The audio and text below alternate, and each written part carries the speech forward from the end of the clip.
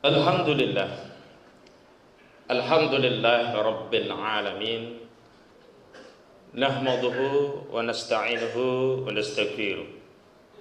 Wa na'udzu billahi min shururi anfusina wa min sayyiati a'malina. May yahdihillahu fala mudilla lahu wa may yudlil fala hadiya lahu.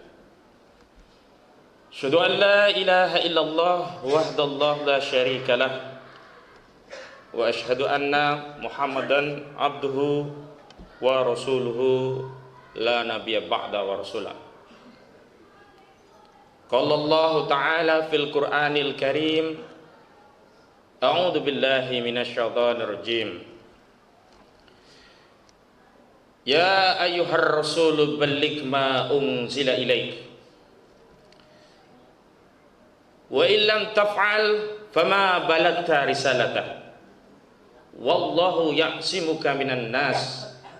Innallaha la yahdil qaumal kafirin. Wa qala aidan, a'udzu billahi minasy syaithanir rajim. Ya ayyuhalladzina amanu in tansurullaha yansurkum wa yusabbit aqdamakum. Amma ba'd.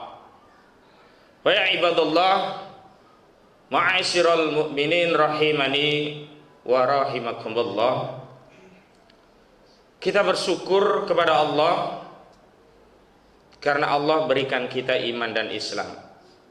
Sebab tiada sesuatu yang patut, wajib dan lebih disyukuri yang diterima oleh kita dari Allah Subhanahu wa taala melainkan nikmat iman dan Islam. Kita bersolawat kepada Nabi sallallahu alaihi wasallam sebab Nabi kita Muhammad sallallahu alaihi wasallam itulah yang menyebabkan kita mendapatkan nikmat iman dan Islam. Dan untuk bersyukur atas nikmat tersebut maka kita harus selalu meningkatkan iman kita dan ketakwaan kita kepada Allah Subhanahu wa taala. Takwa yang melahirkan komitmen berjuang di jalan Allah, berdakwah di jalan Allah, tidak takut kepada sesuatu apapun kecuali hanya kepada Allah Subhanahu wa taala, tidak takut dengan celaan manusia, gangguan manusia dan kejahatan-kejahatan manusia, semata-mata menyandarkan diri atas perlindungan dan pertolongan Allah Subhanahu wa taala. Sidang Jumat rahimani wa rahimakumullah, pada muqaddimah khatib telah mensitir Al-Qur'an surah Al-Maidah ayat 67. Allah Subhanahu wa taala berfirman, Ya ayyuhar rasul balligh ma unzila ilaika mir rabbik.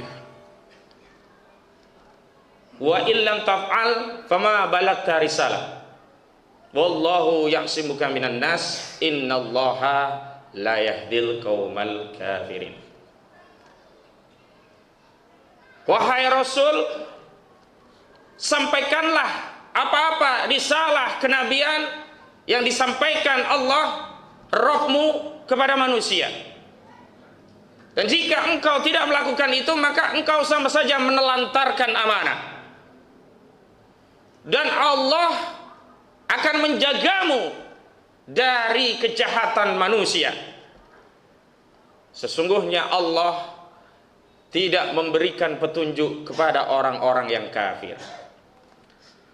Sebab nuzul dari ayat ini adalah adanya penentangan dan ancaman bahkan kejahatan yang dilakukan oleh ahlul kitab, yakni orang-orang Yahudi dan Nasrani yang selain menentang risalah Nabi sallallahu alaihi wasallam juga berusaha menghalang-halangi bahkan mencelakai Nabi kita Nabi Muhammad sallallahu alaihi wasallam.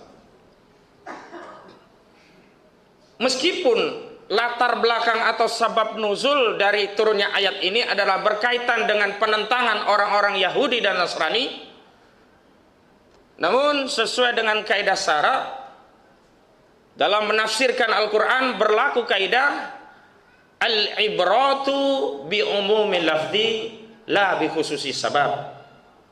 Jadi petunjuk ibrah dari hukum-hukum dalam Al-Quran itu mengikuti keumuman lafaz seruan tadi. Tidak berkaitan dengan kekhususan dari sebab. Meskipun sebabnya adalah hanya orang-orang Nasrani dan Yahudi, tapi ayat ini berlaku bagi ancaman dari siapapun orang-orang kafir, baik Yahudi dan Nasrani maupun selebihnya, baik itu orang-orang kafir di era Nabi maupun di era hari ini hingga era-era yang akan datang.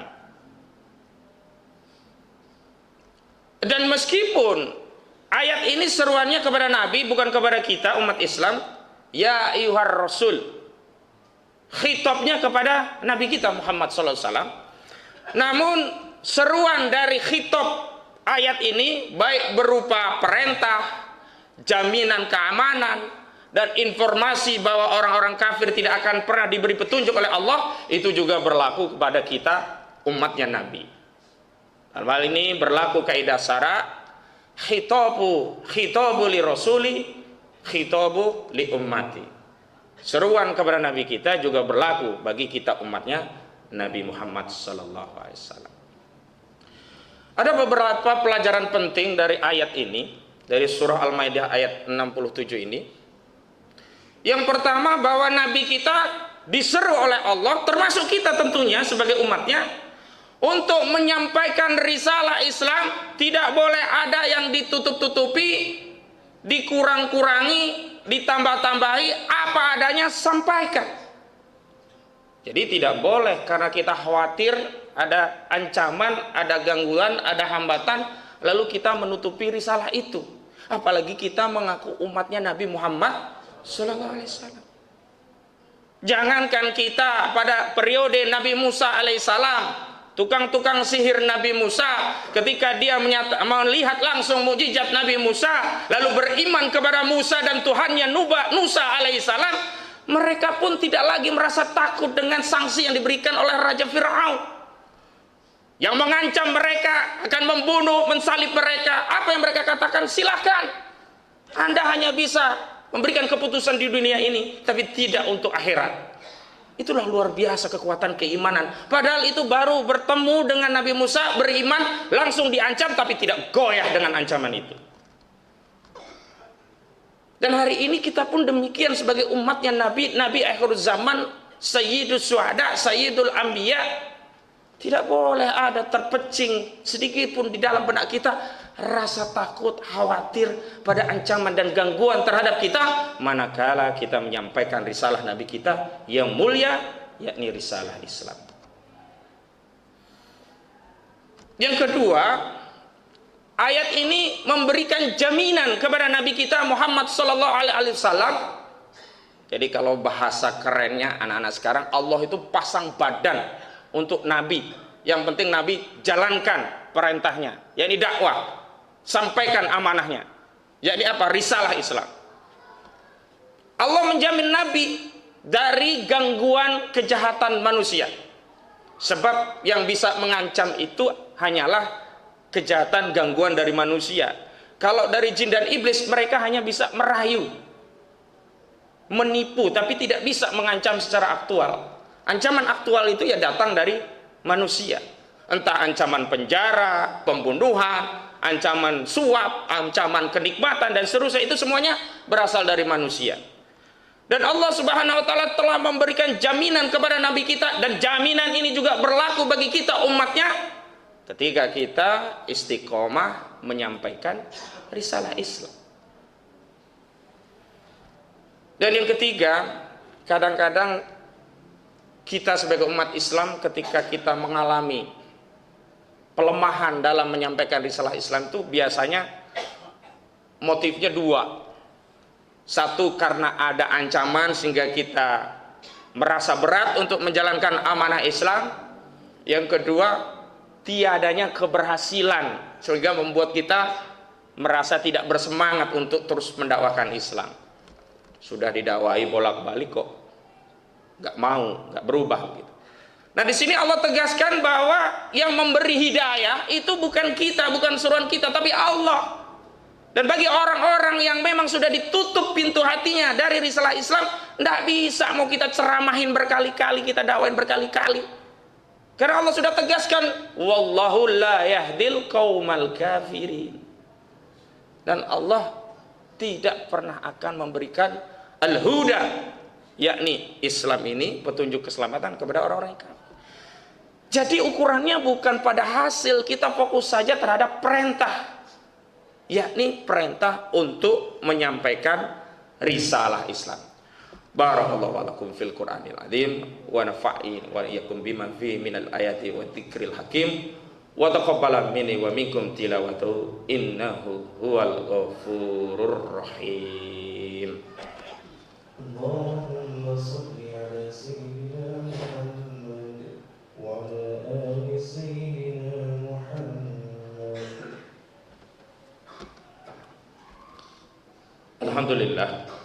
Alhamdulillahi rabbil alamin.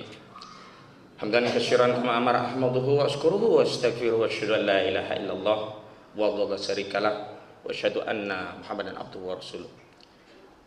Ya ayyuhalladzina amanu taqullaha haqqa tuqatih wa la tamutunna illa wa antum muslimun. Pada khutbah yang kedua ini, khatib ingin kembali menegaskan bahwa perlindungan, keamanan dan jaminan keselamatan itu yang memberikan bukan manusia tapi Allah sendiri. Dan jaminan itu bukan hanya berlaku kepada Nabi kita, tapi juga berlaku kepada umat yang mengikuti seluruh risalah Nabi kita. Nabi kita termasuk yang paling utama adalah mengikuti risalah Nabi kita untuk mendakwahkan Islam. Karena tidak ada jalan kebenaran, keselamatan kecuali Islam. Yang kedua, tentu dalam menyampaikan dakwah ini kita butuh kemenangan. Dan ada kekeliruan dari sebagian orang yang menganggap kemenangan itu karena jumlah, karena kekuatan bala tentara, karena kekuatan finansial, karena kehebatan strategi pikiran. Keliru. Jaminan kemenangan bagi umat Islam adalah ketaatan kepada Allah Subhanahu wa taala, sebab ketaatan itulah yang akan mendatangkan pertolongan, dan pertolongan itulah yang melahirkan kemenangan. Jadi selain jaminan yang khitabnya kepada Nabi, di surah Muhammad ayat 7 Allah langsung memberikan jaminan pertolongan itu kepada kita orang-orang beriman. Sebagaimana dalam mukadimah khatib sudah menyampaikan, ya ayyuhalladzina amanu in tansurullaha yansurkum wa yusabbit aqdamakum. Jadi kalau kita menolong agama Allah, Allah pasti tolong. Jika kita sudah ditolong oleh Allah, siapa yang bisa mencelakakan kita? Siapa yang bisa menghalangi kemenangan kita? Namun ada satu yang perlu juga untuk kita tegaskan. Apa parameter kemenangan? Apakah ketika kita menjadi anggota dewan itu berarti kita menang? Apakah ketika kita dilantik menjadi menteri itu berarti kemenangan? Apakah bahkan kalau kita menjadi presiden dari suatu negara itu kemenangan? Keliru. Kemenangan umat Islam adalah manakala tegaknya hukum Allah, tiada kedaulatan kecuali kedaulatan syariat Allah, tiada yang berhak memerintah dan melarang manusia kecuali syariat Allah, dan kemenangan Islam adalah tegaknya dinul Islam. Dan tegaknya dinul Islam ini pernah ditegakkan oleh Nabi SAW. Dan tegaknya dinul Islam ini sudah juga dilanjutkan oleh para khalifah setelah Nabi, Khalifah Abu Bakar, Khalifah Umar, Khalifah Utsman, Khalifah Ali, dan dilanjutkan pada periode kekhilafahan selanjutnya. Ada khilafah Bani Abbasiyah, Bani Umayyah, ada khalifah Bani Turki Utsmani. Semua ini menampakkan dinul Islam sebagai sesuatu yang mulia. Tidak pernah terjadi menderita luar biasa ketika kekhilafan Islam, kemuliaan Islam, kemenangan Islam masih menaungi umat ini. Namun manakala umat Islam sudah tidak punya lagi pemimpin sekali berUmar bin Al-Khattab, kita terjadi bencana apa yang dipidatokan oleh Umar bin Al-Khattab Amirul Mukminin, tidak bertanya berapa kerugian material, tidak bertanya ya BMKB ini karena lempengan ini lempengan, tidak pernah mempersoalkan ini bagaimana dari sisi finansial. Tetapi apa yang dikatakan oleh Amirul Mukminin Khalifah Umar Al-Khattab ketika Madinah diguncang gempa, wahai kaum muslimin, maksiat apa yang telah kau lakukan hingga bumi ini murka kepada kalian. Subhanallah. Kita rindu pemimpin-pemimpin kaliber Umar. Kita rindu pemimpin-pemimpin Islam kaliber Abu Bakar. Tetapi tentu saja pemimpin kaliber ini tidak mungkin tegak di dalam sistem sekuler. Karena itu sebagai bagian dari amanah dakwah kita yang itu diperintahkan kepada Nabi kita, yang dilanjutkan kepada para sahabat yang mengikuti Nabi kita, di antaranya kita tidak boleh menutupi amanah bahwa umat Islam harus menegakkan Islam dengan sistem Islam, yakni sistem khilafah. Tidak perlu takut gangguan dari orang-orang yang suka mencela. Tidak perlu takut dengan gangguan manusia yang ingin mencelakakan. Kenapa? Karena Nabi sudah dijamin oleh Allah. Bahkan Allah juga menjamin orang-orang yang beriman, in tansurullaha yansurkum wa yusabbit aqdamakum. Kadangkala kita itu ditakuti oleh perasaan, pikiran, sesuatu yang tidak ada faktanya. Takut dianggap radikal, takut dianggap teroris, takut dianggap intoleran. Padahal Islamlah yang akan memberikan kedamaian ke seluruh bumi. Coba bayangkan, ketika kekhilafan Islam itu tegak, bumi diatur oleh kekuasaan Islam, bagaimana damainya bumi ini, bagaimana ahlul zimmah, orang-orang non muslim tetap dalam naungan perlindungan umat Islam. Hari ini bagaimana yang terjadi? Contoh sederhana, ketika syariat Islam tidak ditegakkan, ketika banjir merajalela, itu semua karena pengelolaan alam kita tidak ikut syariat kita. Hutan-hutan kita diserahkan kepada korporasi asing dan asing, sehingga mereka membabat hutan, tidak peduli kemaslahatan rakyat. Yang ada di pikirannya hanya cuan, cuan, dan cuan. Padahal Nabi kita sallallahu alaihi wasallam telah bersabda, al-muslimuna suraka'u fi salasi, fil ma' wal kala wan nar. Kaum muslimin, bahkan di redaksi matan hadis yang lain di riwayat Imam Tirmidzi, redaksinya bukan al-muslimuna, tapi an-nasu, artinya manusia, rakyat keseluruhan, berserikat, memiliki bersama-sama dalam hal apa? Al-muslimu surah ofisial filma, air, wal kala, padang gembalaan, termasuk hutan, wanar, api atau sumber energi. Karena itu kalau hari ini ada banjir, itu karena kita juga maksiat kepada Allah. Karena praktik pengelolaan hutan kita tidak taat dengan syariat Allah. Semestinya pengelolaan hutan yang masuk kategori al-milkiyatul amah hanya boleh dan menjadi kewenangan negara yang dalam pengelolaannya itu untuk kemaslahatan seluruh rakyat, bukan dikuasai oligarki, bukan dikuasai oleh perusahaannya Luhut Binsar Panjaitan, bukan dikuasai oleh perusahaan-perusahaan yang hanya mencari cuan, tidak peduli dengan penderitaan rakyat. Terakhir, mudah-mudahan dengan jaminan Allah atas perlindungan tadi, juga jaminan kepada orang-orang yang beriman yang istiqomah bahwa siapapun yang menegakkan agama Allah, pasti Allah akan tolong mereka dan mereka diteguhkan kedudukannya di dunia. Kita makin yakin akan kembalinya kejayaan Islam, yakni tegaknya hukum Allah Subhanahu wa ta'ala. Mari kita berdoa, mudah-mudahan saudara-saudara kita diampuni segala dosanya dan kita diberikan keteguhan untuk menjalani amanah, menyampaikan risalah tanpa mengurangi atau menambah-nambah, dan mengembalikan kemuliaan Islam, kehidupan Islam dengan tegaknya syariat Allah Subhanahu wa ta'ala. Allahumma ansur muslimina wal muslimat wal mu'minin wal mu'minat al ahya'i minhum wal amwat. Allahumma inna nas'aluka daulatan khilafatan rasyidatan alati tu'izu bihal islam wa ahlah wa tudillu bihal kufra wa tuqyana wa ahlah.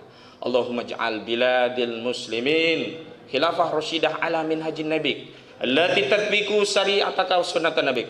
Allahumma atina rabbana atina fid dunya hasanah wa fil akhirati hasanah wa qina adzabannar walhamdulillahi rabbil alamin.